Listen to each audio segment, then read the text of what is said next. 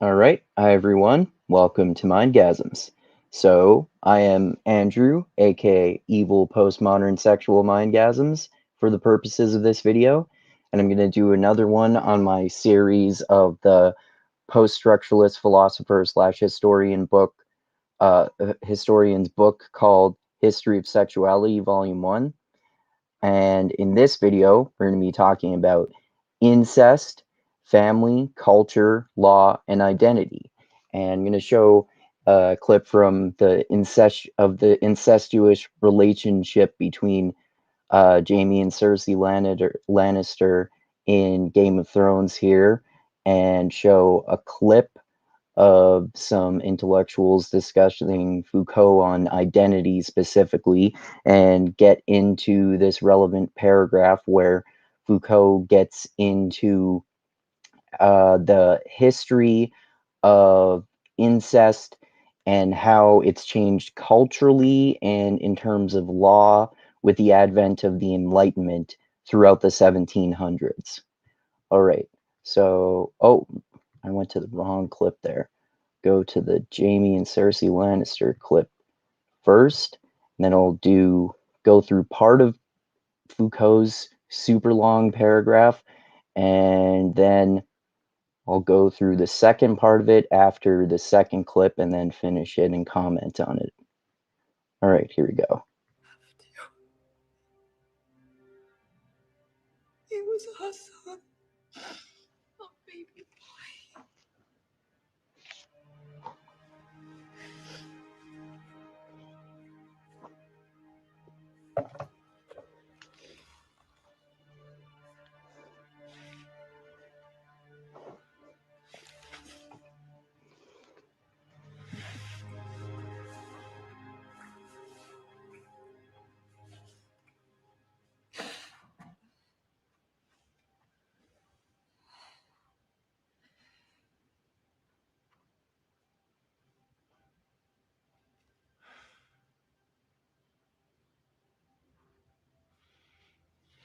You're a hateful woman. Why have the gods made me love a hateful woman?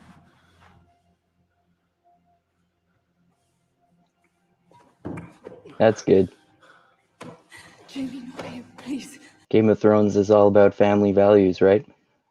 Practically starting to have sex practically on top of their dead son's body.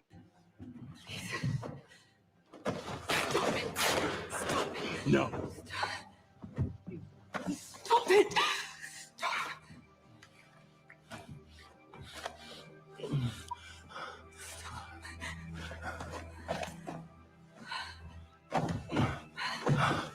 Now some incest and rape practically on top of their son's body. That's nice, family-friendly stuff. It's not right. All right, so yeah, you get the point there. Obviously, one of the most famous or infamous incestuous relationships, fictional one at that, of course, in our modern times. So I'm going to go into the start of Foucault's paragraph on incest here and all those relevant subjects that I mentioned, and explain it a little bit. Okay, so this interpretation of the deployment of alliance and that of sexuality in the form of the family. So he talks about specifically the family incest and the history of sexuality in this chapter. Deployment of alliance and that of sexuality in the form of the family allows us to understand a number of facts.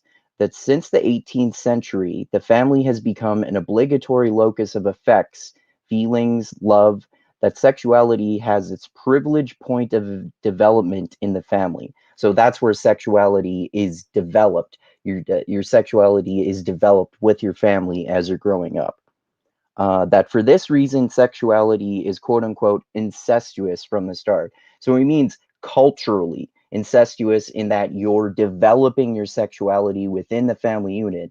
And that's why I put in this title, because the usual suspects like Jordan Peterson and a bunch of fucking intellectual dumbasses who don't know what the fuck they're talking about are strawmanning Foucault all the time and saying that he's a pedophile, for example, like they did with my last video trying to explain the recent Jordan Peterson freaking out like a little fucking child about Elliot Page getting a gender transition, and people were saying that Foucault is a pedophile, which is fucking bullshit if you actually read his work and know anything about his actual life. So people are going to assume just from the title of this video, without even watching it, that Foucault was pro-incest simply because he talked about it, which is obviously complete bullshit, especially given the relevant context and just which I just read to you, right?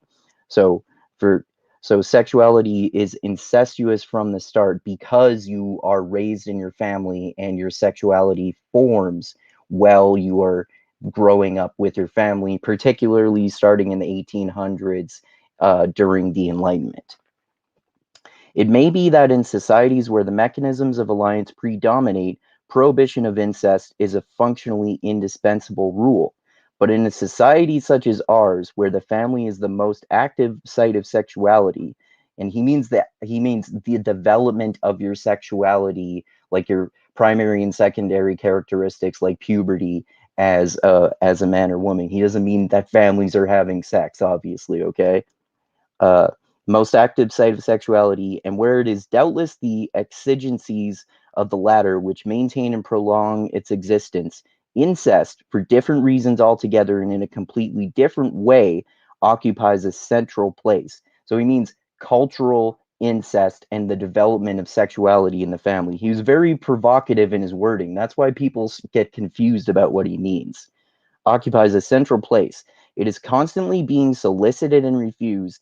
It is an object of obsession and attraction, a dreadful secret, and an indispensable pivot. So this gets into basically what Foucault talks about as kind of the dichotomy of sexuality and similar topics. In this case, the uh, incest in the family unit during the Enlightenment. That there's this dichotomy of taboos. So incest and sexuality were seen as taboos more than they were before, which made people, how does he put it here?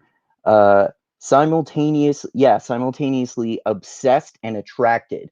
So people were attracted to taboos because they're forbidden, and then we get obsessed with them, but they're also a bad thing. So we're obsessed with things that are bad for us, and we're disgusted by them, but people are constantly talking about these taboo subjects because they're seen as so bad. And he's not saying that during the Enlightenment now we should no longer prohibit incest. He's obviously not fucking saying that at all. So all of you dumbasses who comment on the video, don't go saying he's pro incest yet again. He's talking about how since the culture around the idea of incest and the development of sexuality as you're growing up, uh, this is why incest requires laws for it to be prohibited like it never had before, because people talked about it and started looking at it explicitly and analytically and through the institutions of science and religion, as happened during the Enlightenment, as you know if you've been following my series on Foucault. All right, so I'm going to go into this short video here on Foucault and identity because it's relevant to my previous video in this series, in which Foucault was talking about four forms and how they relate to identity. I'd love for you to unfold or unpack even more specifically the Foucault's notions of sexual ethics and specifically identity, even in general. There's so much to be said here, but where does Foucault begin, and how does he develop this throughout his later writings? Yes. Prepare to forget everything you thought you knew about identity. Yeah, you are not even history, you. Everything you thought history was is wrong. Everything you thought power was is wrong. And so lo and behold, everything you thought about identity is about to be overturned, according to Foucault. So he starts off with this idea that we have of Victorian sexuality. And if I mention the term Victorian sexuality, most people think, oh, terribly repressive. We don't talk about sex. We pretend it's not there. He calls that the repressive hypothesis. And he says that that is 180 degrees wrong. What actually happened, he says, in the Victorian period, is that there was what he calls a discursive explosion. There was a proliferation of language about sex. And he particularly focuses on 4 groups of people. So he's about to get into the 4 groups of people that I got into in my previous video. I believe it was hysterical women. Well, I put it more simply as hysterical women, masturbating children, breeding couples, and perverts. But he puts it a little bit differently than that. But that's interesting too, because I haven't mentioned that many times before that basically Foucault corrects these misconceptions about sex in the Victorian era as everyone being so puritanical, but it's in line with his theory about the history of sexuality. It's actually a case that because people started focusing on it so much more, it meant that they had all sorts of crazy sex in secret, really. Like, they were not puritanical at all. They were actually the complete opposite, yet simultaneously condemning it in public when they discuss it. About whom language was invented in this period, he says. Mm. We've got the hysterical woman, the masturbating child, the perverse adult, and the Malthusian couple. Right. And he says that what Yeah, he says Malthusian couple in the book, but I simplified it to breeding couple because I figured not many people would know what Malthusian couple means. happened during this period is that these groups needed regulating in society. And in order to do that, you need a language to speak about them. So languages were developed to talk about these groups in order that they might be regulated. And by needing regulating, he means how Foucault talks about that the fact that during the Enlightenment, the institutions of science and religion looked at these 4 forms as inherently bad, sinful, and literally scientifically, medically, and psychiatrically flawed. All of these groups have these flaws according to society in the Victorian era or during the Enlightenment as well, during the 1700s, specifically with incest that Foucault is talking about here, that all of these groups of people, hysterical women, masturbating children, perverted adults, and Malthusian couples, are inherently sinful, medically, scientifically, and psychiatrically flawed. In society. He's got this lovely crisp quote from the first volume of his History of Sexuality. He says, "It was time for these figures, scarcely noticed in the past, to step forward and speak, to make the difficult confession of who they were." And this idea of confession, which he gets from Catholic Christianity, is central to Foucault's idea of identity and sexuality. So he says that the Catholic Church predominantly developed this idea of confession that is speaking your deepest desires, taking what is most fundamentally you, if you like, what is really deep down in you, and vocalizing that. And he says that has transformed itself into the paradigm of our society. He says we live in a confessing society. So, back in the day, people used to do it to the priest. He says, well, now we do it to the psychoanalyst. Now we do it on television talk show. Yeah, especially during the age of the Enlightenment, when science decided that psychiatry became more legitimate, and societies started becoming more secular and less religious, to the point of being theocratic, literally in some cases. There were still confessions to priests, but there were more so than it ever been before, confessions to psychiatrists or therapists or something like that. And a lot of us do that now today, right? When you go see a therapist, you're confessing to them, you're telling them what you feel guilty about, or even, some insecurity or something like that they're trying to help you figure out. This idea of speaking your identity, of confessing who you are, he says, characterizes our society. It doesn't simply register something that was there all along, but it actually constructs for Foucault the identity. So you become who you are in talking about it. There's an active that role. Makes sense, right? Like, you're describing yourself and then it becomes a self-fulfilling prophecy, like, I am this way. So then you start to see yourself that way. Now, whether the therapist or psychiatrist confirms that or challenges that probably has an impact on that too, of course, but Foucault was skeptical of psychiatry as a whole, I would say. To this confession. That is very prescient. We see that all the more. I mean, if ever he was right about or putting his finger on something in society, maybe that's it. Mm-hmm. Yeah, I think it's incredibly productive as a thought. And how about this? He takes this idea of confessing who you are, and he says that is what is happening in coming out stories, for example, when you're constructing your identity in terms of a particular sexuality. But here's a quotation that I came across years ago that's really resonated for me, and I think is incredibly helpful in understanding both Foucault and contemporary society. And I'll just read it out. He says, "We expect our intelligibility, so our understanding of who we are, to come from what for many centuries was thought of as madness." And he's talking about what today we construct as sexuality. He says, "Our identity comes from what was perceived back in the day as a nameless urge.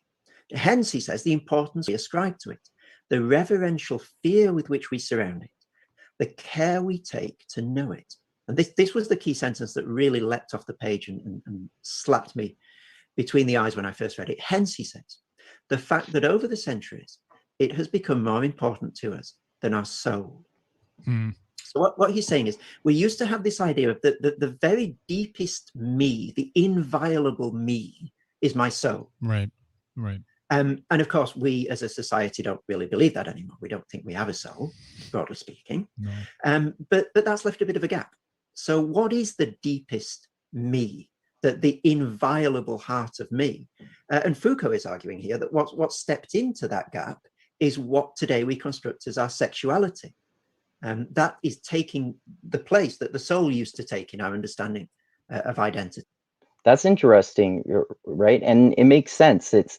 As I was saying, as societies became more secular with the advent of Enlightenment, people don't see ourselves as having a soul as much, at least secular people in particularly, of course, right? And people used to literally believe that they had a literal soul. People, even religious people nowadays, are probably more inclined to believe that metaphorically, especially much more now than they did back before the Enlightenment. But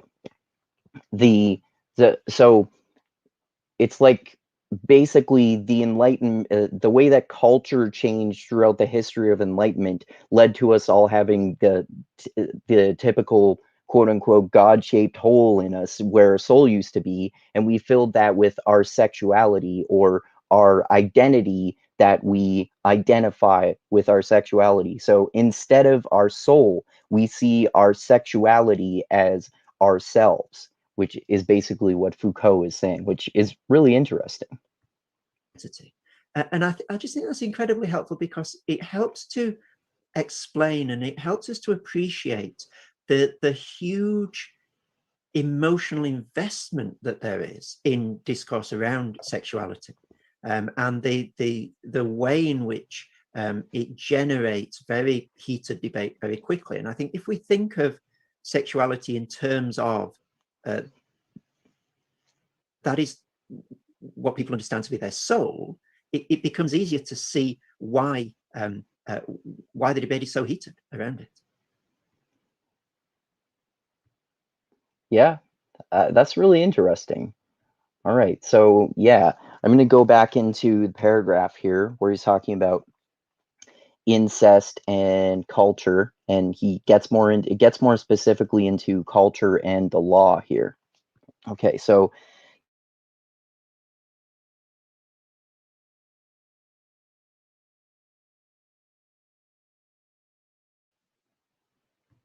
okay, I think I cut out for a minute there. All right, I'll start again here. Okay, so he was talking about, okay, so here's where he left off. For different reasons altogether,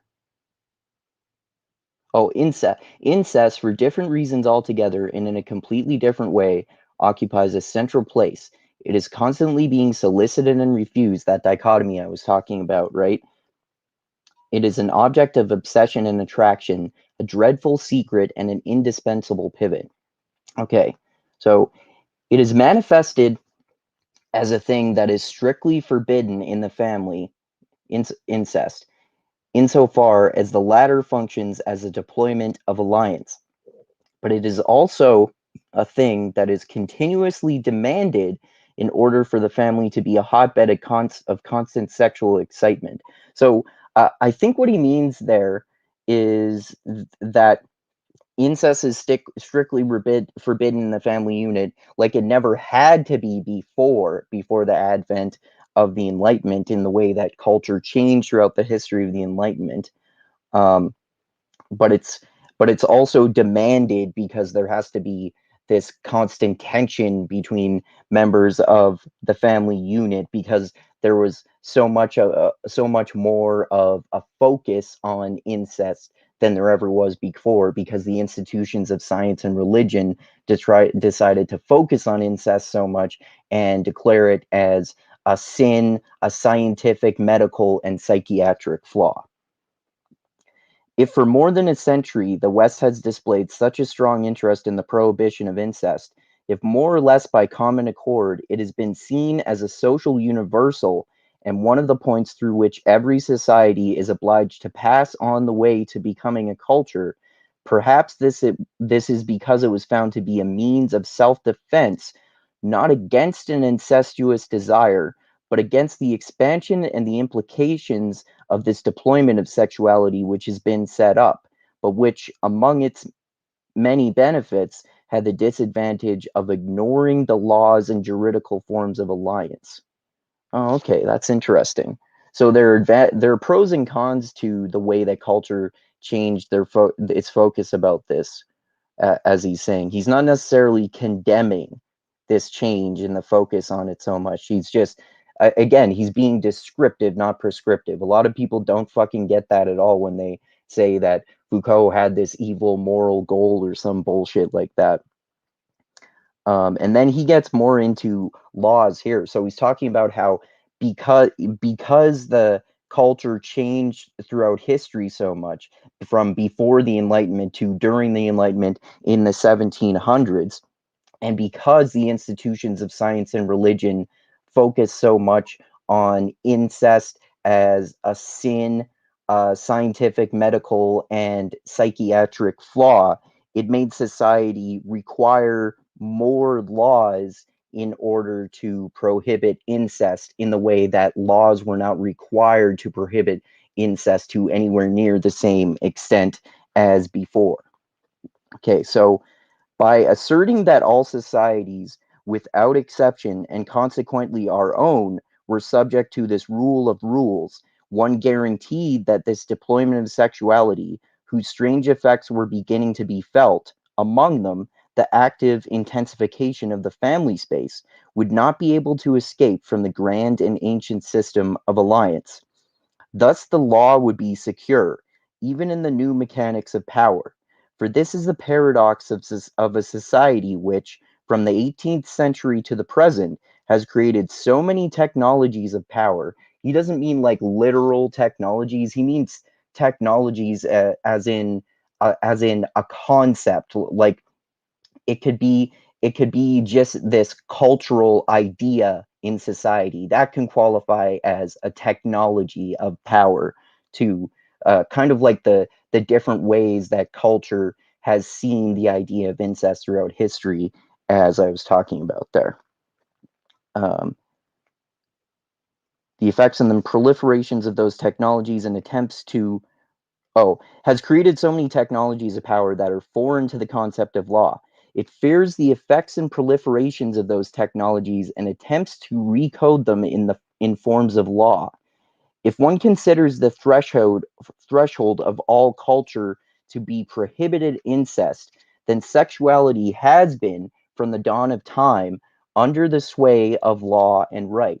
That's interesting, because it seems like he's talking about when cultures, like I was saying, if cultures prohibit incest less, then that means that laws are less required. But in cultures where incest is not needed to be, like there's this cultural prohibition against incest without there needing to be laws that prohibit incest, then it means that that incest has been metaphorically under the sway of law and right since the dawn of time. Cultures have discouraged incest throughout history. It's happened, but cultures have discouraged it throughout history. And with the advent of the institutions of science and religion during the Enlightenment, with their focus so much on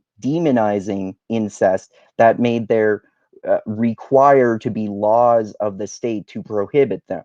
And contrary to popular belief, Foucault was not a fucking Marxist. He was much more closer to being an anarchist. So he was against government interference. So he's pointing out that the state had to make more laws because the culture changed throughout the history of enlightenment from the influence of the institutions of science and religion, declaring incest as a sin and a psychiatric flaw. So that's interesting, because we can have these natural cultural prohibitions that can be in some ways stronger than actual laws invented by the state. By devoting so much effort to an endless reworking of the transcultural theory of the incest taboo, anthropology, he means philosophical anthropology, not the literal study of anthropology here.